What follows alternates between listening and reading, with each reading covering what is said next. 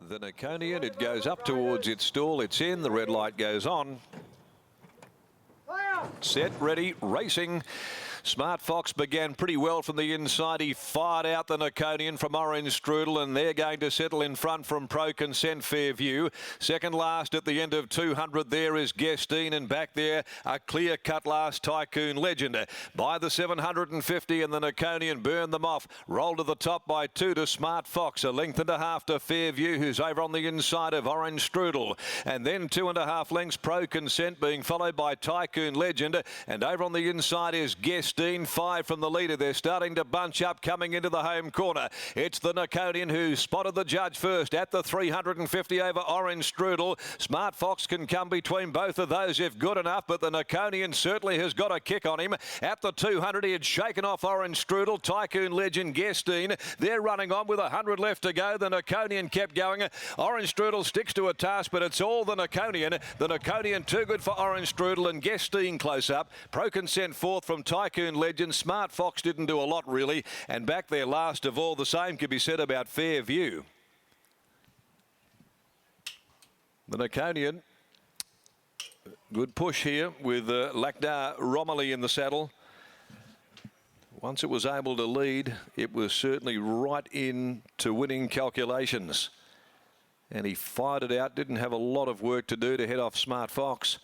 And once he was there, he was rolling through the gears. The Naconian beat off Orange Strudel, which is stuck on to run second. From off the back of the pace, a good effort, Guestine. Pro Consent fourth, but there were a couple of big flops there, namely Fairview and also Smart Fox, who didn't fire a shot.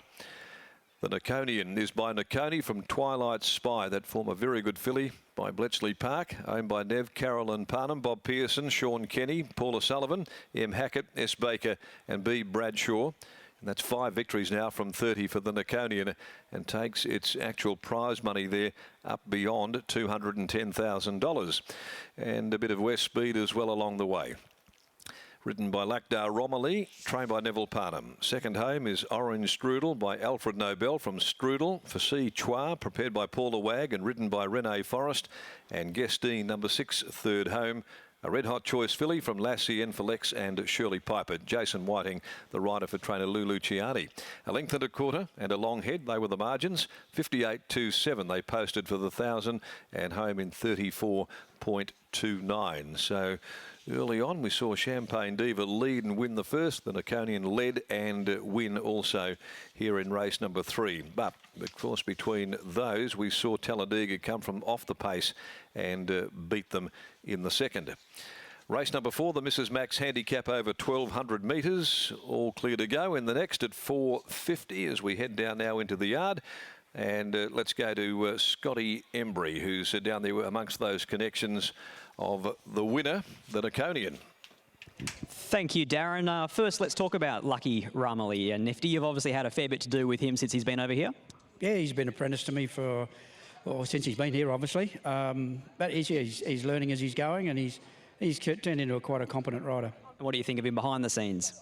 Yeah, you know, he's a good kid. Yeah, very polite and obliging, so does everything he's told to do. So yeah, I'm really pleased with the way he's sort of presented, and he's ridden a few winners now since he's been in WA. So hopefully he can ride a few more before he goes back home. How long is he here for?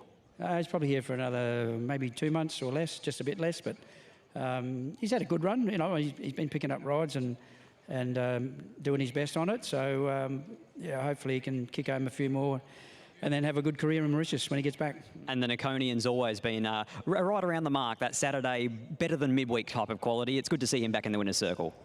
Yeah, look, the horse is, he's just, he is a Saturday class horse. He's won a couple of Saturdays, and I spotted this race and I thought, you know, it just might suit him. I knew he'd get a bit of weight and it might have been an opportunity to put the apprentice on and give him a go. And yeah, when the field sort of came down to sort of quite a small field, it was a bit hard to resist.